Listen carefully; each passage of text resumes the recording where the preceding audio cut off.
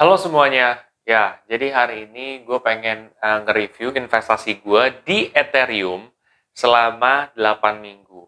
Kira-kira bagaimana perjalanan gue sampai 8 minggu ini, dan juga lo tetap harus tonton sampai habis. Kenapa? Karena di dalam ini bakal ada info-info yang mungkin bisa membantu pengetahuan finansial kalian, ya, atau menambah pengetahuan finansial kalian. Penasaran seperti apa info tersebut? Simak videonya setelah yang satu ini.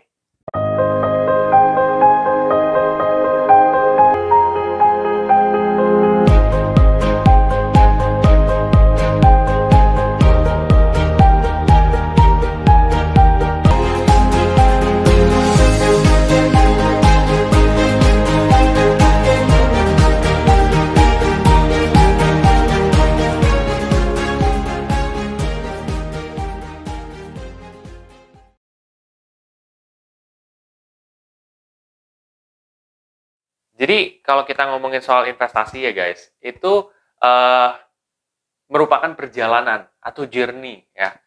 Journey dari minggu pertama kita menaruh investasi kita sampai saat ini. Mungkin sebelum gue jauh lebih dalam lagi, gue harus disclaimer dulu ya. Satu, keputusan investasi itu ada di diri kita masing-masing. Kedua, investasi itu pasti mengandung resiko. Ya. Dan salah satu resikonya itu adalah penurunan. Oke. Nah, bagaimana sih perjalanan gue di minggu ke-8 ini? Di minggu ke-8 ini, gue ada sesuatu berita positif juga ke kalian, bahwa sebenarnya kalau gue lihat dari secara minus, ini sudah berkurang. Ya. Nah, sekarang total portofolio gue sih memang masih minus ya, 250.000 kalau sekarang ya. Total dana gue 250.000. Dulu gue ketika invest kalau diakumulasiin itu 350 ya. Jadi ya sekitar minus 100 ribuan lah ya gitu, atau 90 ribuan gitu ya. Nah, tadinya itu sempat lebih down lagi, kayak minusnya tuh sampai 150 ribuan. Nah, gimana sih cara kita tahu minusnya itu berapa? Sedangkan di aplikasi yang gue pakai sekarang itu di pintu itu tidak kelihatan jelas ya. Ya kalian ingat aja berapa yang kalian investin, totalnya ada berapa. Dan kalau kalian lihat di transaction-nya kan itu juga ada kan. Oh, tanggal segini, tanggal segini, tanggal segini. Oh, berarti kalian tinggal akumulasiin aja. Nah, di situ total gue itu sekitar 3,5 dan udah berkurang kayak 100.000 pas 90-an ribu gitu. Tadinya tuh bahkan sampai 150-an ribu. Jadi sebenarnya udah ada progres yang bagus ya. Nah, itu ya, di situ. Itu untuk kalau misalkan review untuk minggu ini tuh seperti itu. Jadi memang sudah ada perkembangan ya. Dan gue melihat info di akhir ini juga, Ethereum tuh naik gitu ya. Ethereum itu beberapa kali naik di sini, bahkan mengungguli dari Bitcoin sendiri gitu. Kalian bisa cek beritanya dari berita yang gue temuin ini, itu ternyata Ethereum mengungguli dari Bitcoin. Biasanya kan Bitcoin yang naik, yang lain ikut naik kan. Nah, sekarang Ethereum naik, yang lain ikut naik, tapi naiknya nggak sebesar itu. Memang ada ya, kalau misalkan yang kenaikannya itu lebih daripada Ethereum itu sendiri, itu ada gitu ya. Beberapa apa namanya kripto lain gitu ya. Tetapi tetap gitu, gue agak cenderung fokus ke kriptonya jenisnya Bitcoin sama Ethereum. Nah, ini kan dua nih yang memang udah sepuh kan. Nah, dari Ethereum sendiri itu naiknya sangat signifikan. Kalian bisa baca juga beritanya. Cuman kalau misalkan dari pemberitaan-pemberitaan yang ada, sebenarnya ya kripto kan gitu ya. Maksudnya kadang ada influencer yang memang tinggi banget seperti Elon Musk.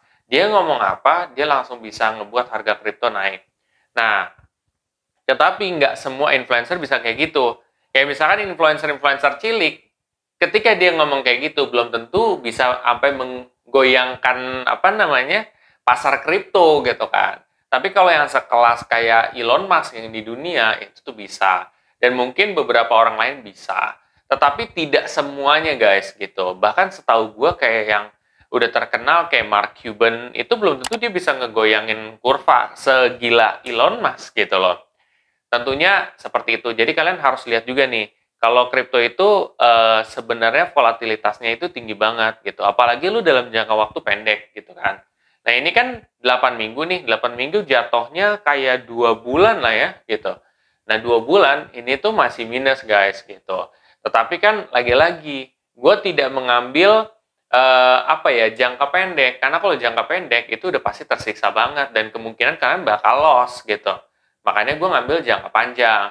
Nah, apakah jangka panjang pasti akan untung? Jawabannya adalah tidak, gitu. Karena kalau investasi yang asli itu tidak akan pernah menjanjikan keuntungan, ya, kecuali memang ada beberapa instrumen-instrumen tertentu ya, seperti mungkin obligasi.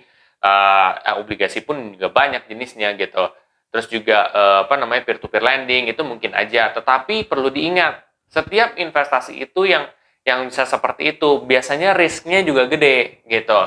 Nah, kalau ini dia tidak menjanjikan keuntungan. Semua investasi yang seperti ini kayak cryptocurrency, ya, saham, ya, reksadana, itu tuh beroperasi berdasarkan kinerja masa lalu. Jadi kita nggak ada yang tahu masa depan kayak gimana, tapi kita ngelihat kinerja masa lalu gimana nih, kan gitu. Sama kayak lu misalkan nilai orang. Lu nilai orang, kan ada orang yang kayak, gue nggak tahu dia nih. Akhirnya yang lu cari apa? Masa lalu dia. Masa lalu dia gimana sih gitu? Apakah dia orangnya baik atau enggak gitu?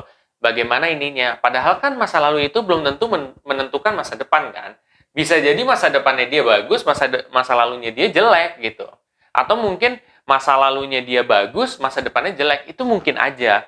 Tapi kan ada kecenderungan lu untuk menilai atau supaya bisa menilai orang itu dengan cara seperti itu, ngelihat daripada masa lalunya, misalkan seperti itu, walaupun ada aspek lain yang kalian bisa nilai gitu.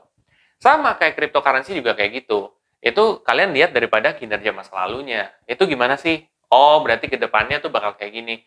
Oh, ketika dia lagi turun nih, oh bakal naik ke atas gitu loh setelah ini kayak gitu. Jadi itu sih, mudah-mudahan pengetahuan-pengetahuan seperti ini menambah pengetahuan soal finansial kalian. Jadi kalau misalkan tiba-tiba ada orang yang nawarin kalian investasi bodong yang menjanjikan keuntungan gede dalam jangka waktu singkat, ya lo dapat untung ratusan ribu bahkan jutaan. Nah, lo tuh tahu gitu loh, investasi itu semakin gede resikonya, semakin gede potensi keuntungannya. Atau semakin gede untung yang ditawarin, harusnya risikonya gede. Kalau ternyata risikonya itu kecil, curiga kamu. Gitu. Itu aja sih sebenarnya yang bisa gue sampaikan hari ini. Mudah-mudahan ini dapat bermanfaat juga buat kalian gitu. Untuk memberitahu kalian gitu, untuk tetap berhati-hati. Pilihlah aset yang memang sudah oke, yang sudah ada istilahnya apa ya, legalitas juga. Misalkan yang udah dari Bapepti atau OJK, jadi kalian tuh bisa lebih agak tenang dalam berinvestasi. Tetapi risiko itu memang tidak bisa hilang, hanya bisa dikurangi. Itu aja sih. Kalau misalkan setelah ini kalian tertarik untuk mulai investasi ya di cryptocurrency, entah Bitcoin, Ethereum, di aplikasi Pintu, kalian bisa pakai kode referral gue yang ada di bawah ini. Dan jangan lupa untuk share, like, dan komen. Ya, bisa bantu like yang banyak supaya naikin video ini juga. Sampai jumpa di video selanjutnya. Terima kasih.